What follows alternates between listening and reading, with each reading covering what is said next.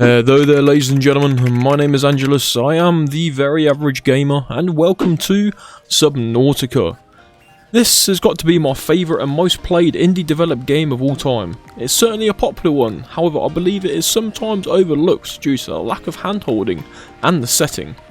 What I'm hoping to do in this guide is to bridge the gap between those that have already picked up the game but have gotten stuck, but also provide inspiration and maybe a thought for you to go out, pick up this game and give it a try yourself.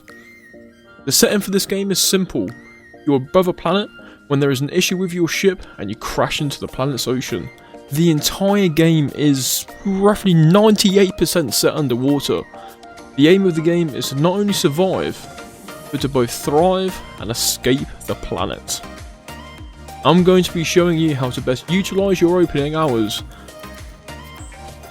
However, before we do start, first go into your settings and select the PD pause. I personally forgot to do this straight away when I was recording this footage, but it will save you a lot of unneeded deaths. Chapter 1. Getting your feet wet. Once you've gotten the courage to leave your safe space, the hub, you'll be looking to collect as much of the basic and raw materials as possible. You'll be looking out for mostly limestone, sandstone, and shale outcrops. This will provide the basic resource needed to start crafting the essentials. After you have finished your first voyage by familiarising yourself with the landscape, you will need to return and start your manufacturing journey. To start, I would suggest focusing on crafting the standard O2 tank. You only need a couple of titanium for that. Then, probably the most important item you will craft, the scanner. This is your key to unlocking everything. You will use this to unlock new recipes in the crafting, essential progressing in any form or fashion, and being able to do further customization when you get to actually building your base. The next stage is to fix your little hub here. In the newer version of Subnautica, it does allow you to pin recipes in the top right hand side, so I would suggest to both pin your fins for easier movement and the repair tool.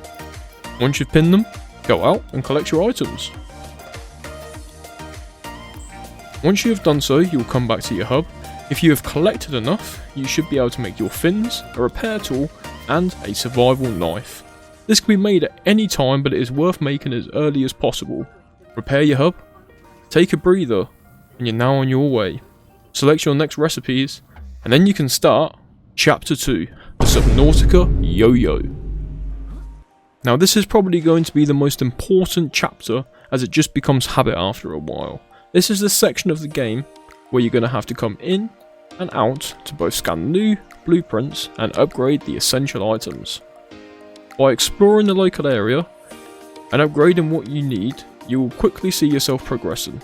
In this clip you'll see me go back and forth from the hub numerous times, scanning everything I can find to locate new blueprints and progress in the surrounding area.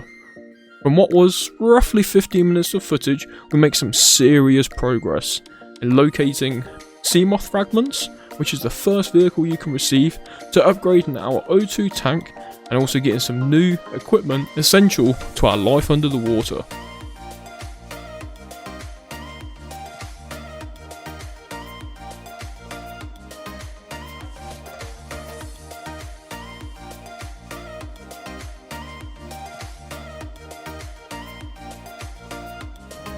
When we get back to our hub, there are a couple of things ready for the next trip, so there's going to be some more yo-yo action. This is the difference between just surviving and starting to live. The habitat builder. Now you can see I've pinned the components as well as the recipe, so we can make sure that we get everything that we require. When you go out, as always, don't forget to scan everything you find. We can get the missing piece for the Seamoth blueprint, as well as the mobile vehicle bay to make our first little shuttle. We spend a good 10 minutes collecting material, and when we return, the mass crafting begins for the habitat builder, and we finalise the vehicle bay ready for our next chapter.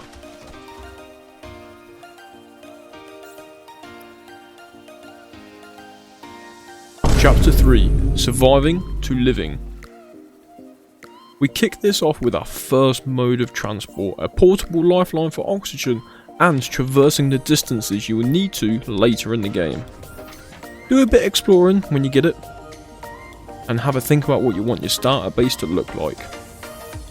As usual, at any time when you go out and try to collect as many resources as you can, even if you don't need them at that stage. One thing I will say is that hoarding does become your best friend in this game.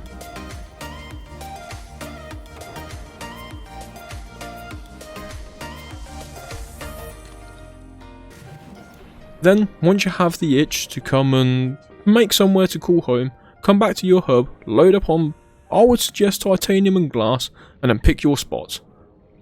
I chose this area as there's plenty of room to expand, and it makes the starting area look stable and sound. Now I complete a very basic shape, just to give some maneuverability inside until you're able to unlock the bigger structures. If you want something easy, follow along to what I build here, and it'll be more than enough to start with and to develop from.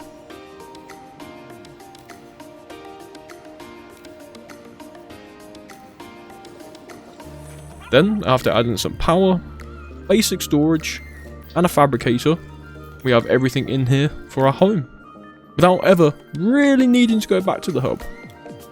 And with that, that's all. That is the opening hour or two of your Subnautica journey. This video is purely to help you set up as best as possible, so you can explore the world with as little worry, and to be able to get everything you should need. The story and the world for Subnautica though is so vast. If you want a part 2 where I'll show you how to thrive in this world, let me know in the comments below. But until next time, I appreciate each and every one of you as always. Take care and peace.